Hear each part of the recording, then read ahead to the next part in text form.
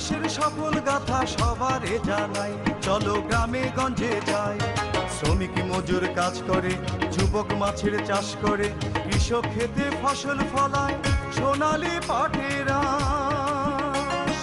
বাংলাদেশের মানুষ রবে সুখে 12 মাস। এই দেশেতে আউলিয়া কবি জ্ঞানী জন, ইতিহাস ঐতিহ্য প্রত্ন নিদর্শন।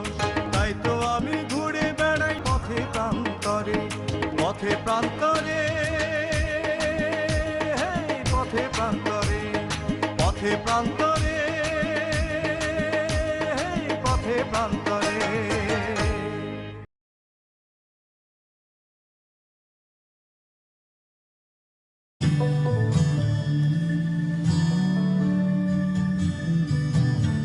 জাতীয় কবি নজরুল ইসলামের পদধূলিতে ধন্য হয়েছে শিবালয়। প্রমীলা নজরুলের বাড়ি গিয়ে তিনি বলেছিলেন, আমার কোন কুলে আজ ভিড়ল তরি, এ কোন সোনার গায়ে। ধারণা করা হয় সেখানে অবস্থিত মহাদেব শিবের আলয় বা মন্দির থেকে শিবালয়ের নামকরণ। ১৯৯ বর্গ কিলোমিটার আয়তনের এই উপজেলায় ইউনিয়ন ৭টি। উপজেলায় রূপান্তর হয় ১৯৮৪ সালে। তেওতা জমিদার বাড়ি, প্রমীলা নজরুলের জন্মস্থান, পাচুরিয়া ও আরিচাঘাট অবস্থিত এই শিবালয়ে।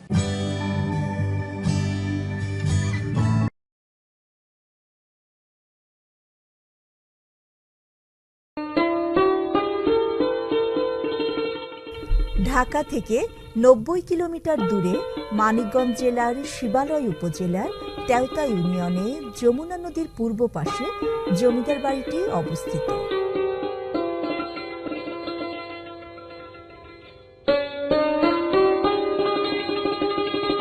.৩৮ একর জমির উপর দাঁড়িয়ে রয়েছে এই বিশাল বাড়িটি।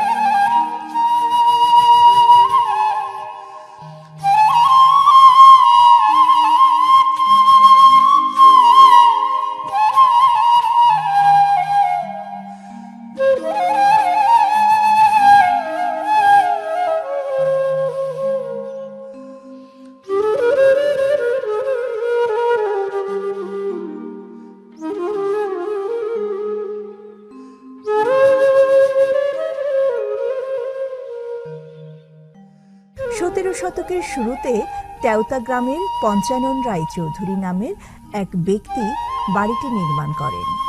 পঞ্চানন রায় দরিদ্র পরিবারে জন্মেছিলেন। কিশোর বয়স থেকে তিনি দিনাজপুরে তামাক চাষী হিসেবে কাজ করতেন।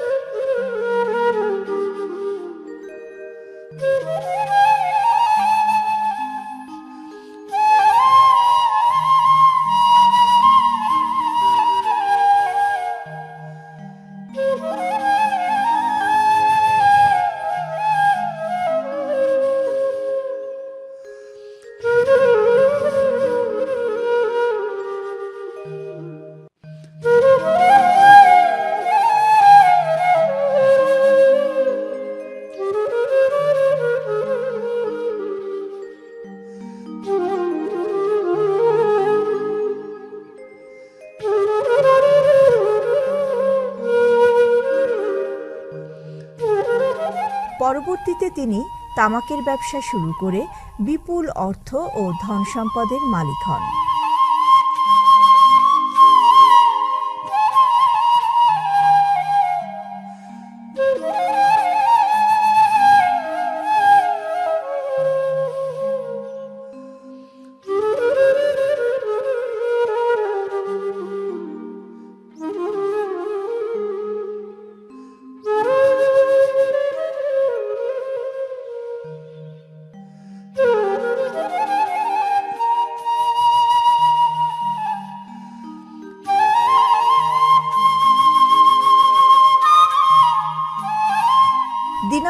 থেকে ফিরে এসে মানিকগঞ্জের শিবালয়ের তেওতা এলাকায় অনেক জমি কিনে জমিদারি শুরু করেন।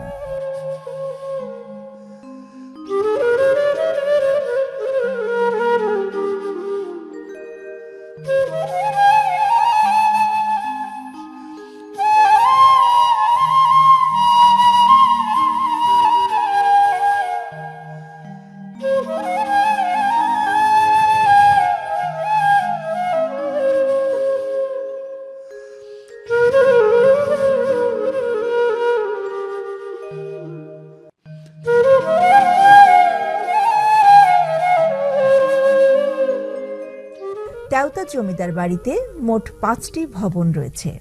ভবনগুলো ইট, সুরকি, চুন, বালুর মিশ্রণে নির্মিত। ভবনগুলোকে 2টি অংশে ভাগ করা যায়। জমিদার পঞ্চানন রায়ের উত্তরাধিকার হেমশঙ্কর রায় এস্টেট এবং দক্ষিণ পাশের ভবনগুলো জমিদার জয়শঙ্কর রায় এস্টেট নামে পরিচিতি লাভ করে। উত্তর এস্টেটের মূল ফটকের পাশেই রয়েছে গরাদখানা। উত্তর এস্টেটের ভবনের ভেতরে নাট মন্দির এবং তার ঠিক উল্টো পাশে আনন্দমহল ছিল।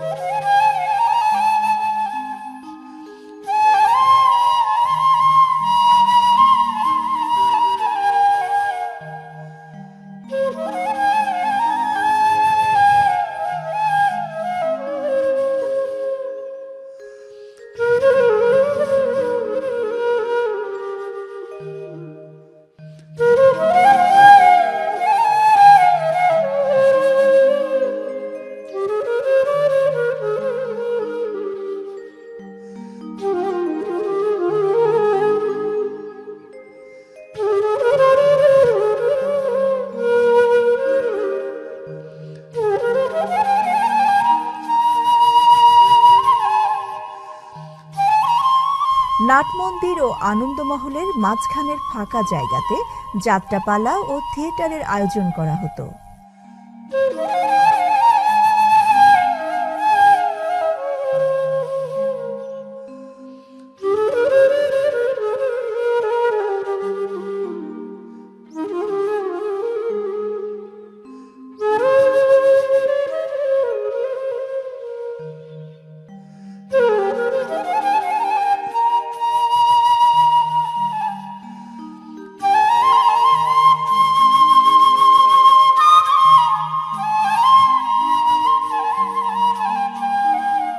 তেওতা জমিদার বাড়িটিতে শয়নকক্ষ, অতিথিকক্ষ, রান্নাঘর, শৌচাগার, গরাদখানা সহ মোট 55টি কক্ষ রয়েছে।